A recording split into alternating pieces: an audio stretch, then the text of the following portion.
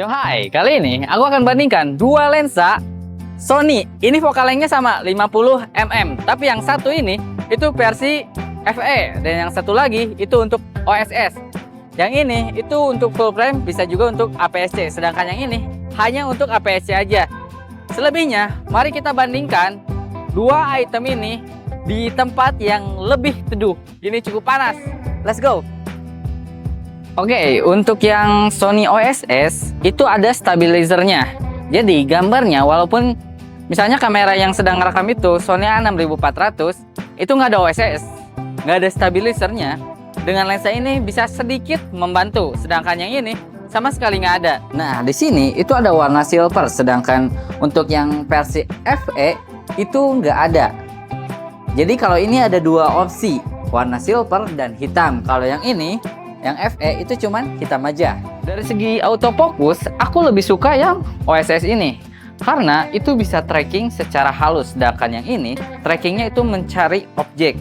Jadi selalu maju mundur dan kadang off fokus gitu. Jadi kalau kamera kita APS-C, aku saranin tetap ini. Tapi kalau full frame ya mau nggak mau kita harus ambil ini.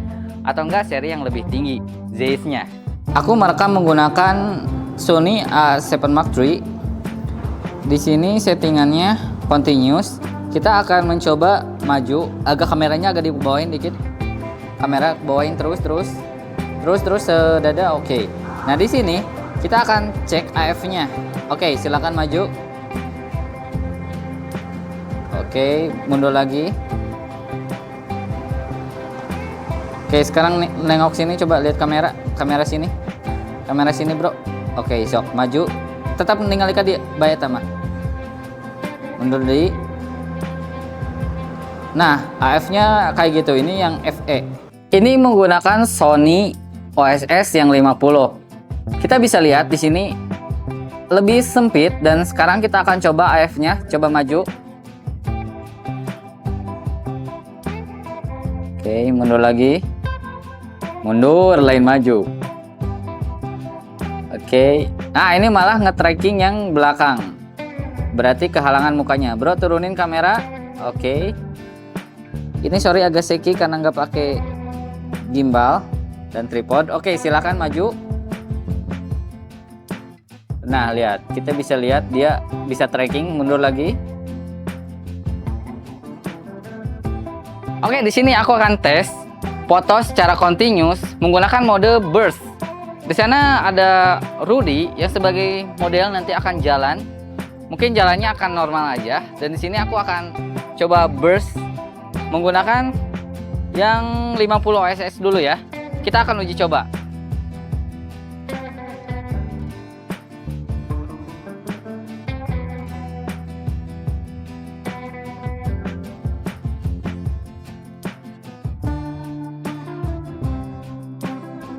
Oh ya, dua lensa ini juga berbahannya beda ya. Yang ini bahannya itu dari metal, full metal. Kecuali ini nih, si hoodnya sama tutup depan belakangnya.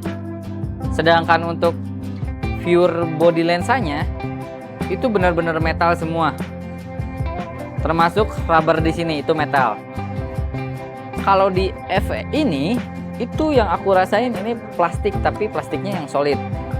Dan untuk bobot ini jauh lebih berat dibanding ini.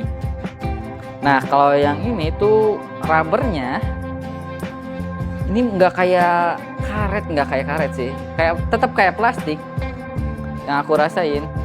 Entah lebih bagus yang karet, nggak tahu plastik. Tapi kalau aku lebih nyaman yang karet.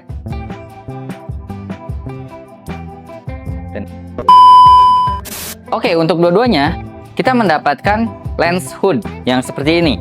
Tapi di yang seri OSS itu hoodnya lebih panjang kayak gini. Nah, ini perbandingannya, ini untuk yang seri full frame dan yang ini untuk seri APS-C. Bedanya segini nih. Oke, untuk dua hal lensa ini, lens kromatik atau chromatic aberration-nya cukup kerasa di bukaan yang besar, f1.8 dan hilang di f4, tapi untuk dihilangin itu cukup gampang di Lightroom. Kalau kebaca, kalau nggak kebaca ya manual aja. Tapi untuk dua lensa ini itu kebaca di Lightroom, jadi bisa dihilangkan secara otomatis.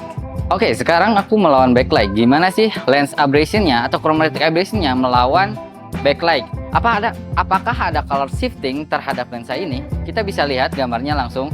Ini viewer jam 1 siang kita melawan backlight. Apakah hasilnya bagus? Apakah di pinggir sini ada chromatic aberration atau color shifting? Kita bisa lihat di lensanya. Oh iya, aku belum ngasih tahu ini tadi pakai Sony Alpha A6400. Yang sebelumnya itu dicek sama Sony A73. Jadi kamu bisa lihat perbandingannya di lensa di kamera APS-C dan full frame. Dan sekarang kita lihat di sini apakah ada lens chromatic atau chromatic aberration atau color shifting terhadap gambar sekitar aku di antara shadow dan highlightnya. Kita bisa lihat. Dan ini hasil dari lensa FE. Oke, walaupun sama ini 50 mm, tapi kalau kita dipasangin yang ini ke APS-C itu akan jauh lebih sempit dibanding yang ini. Karena dengan ukuran sensor yang lebih besar, kita akan mendapatkan ukuran gambar yang besar juga. Sedangkan ini akan menjadi lebih sempit. Ada plus minusnya. Tapi kalau yang ini juga, kalau kita keunggulan dari full frame, itu bisa di cropping menjadi 35 atau APS-C-nya. Terlihat vignette di pinggiran kayak gini. Itu karena kita menggunakan yang 50 OSS. Itu harusnya untuk APS-C. Nah, tapi di sini kita bisa setting.